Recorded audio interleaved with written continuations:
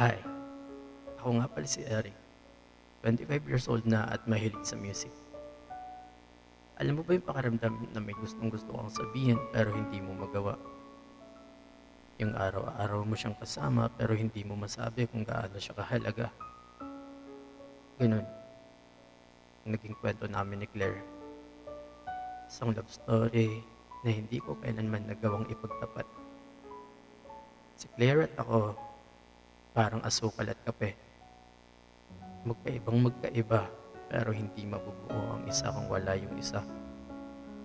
Siya, yung tipo ng babaeng palaging masayahin, mahilig sa ulan at mahilig sa magsulat sa diary niya. Ako naman, tahimik lang, laging may hawak na libro, palaging nakamasid sa kanya. Hindi niya alam araw-araw, sinusulat ko ang nararamdaman ko para sa kanya. Mga liham na hindi ko kailanman nagawang ibigay. Mahal ko siya, pero mas pinili kong manatili na lang sa tabi niya. Isang araw, bigla siyang nawala. Walang paalam, walang kahit anong clue kung saan siya nagpunta. Ang alam ko lang, umalis siya. Iniwan ako may libo-libong tanong sa isip ko. Bakit? Ginawa ba akong mali? Kulang ba ako bilang kaibigan?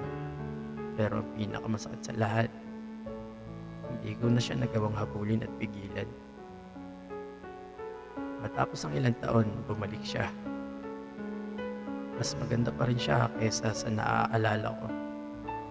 Pero may lungkot sa kanyang mga mata na ngayon ko lang nakita. Claire, bakit ka nawala? Tanong ko. Ngumiti lang siya. Isang ngiti na parang nagsasabing may bagay na hindi ko kailangang malaman. May dahilan ako pero hindi mo pa kailangang malaman, sagot niya. Sa kanya, hinawakan ang aking mga kamay at bago mabilis na magbinitawan. Doon ko naisip na baka wala na akong ibang pagkakataon. Kaya ng gabing yun, inabot ko sa kanya. Kahon na puno ng mga liham, hindi ko na ipadala noon. Kinabukasan, isang tawag, natanggap ko. Eric, umiiyak, sabi ni Claire sa kabilang linya. Sana nabasa ko to noon pa, pero hindi na mahalaga. Paumanhin pero hindi na ako magtatagal pa, sabi ni Claire sa kabilang linya. Natahimik ako.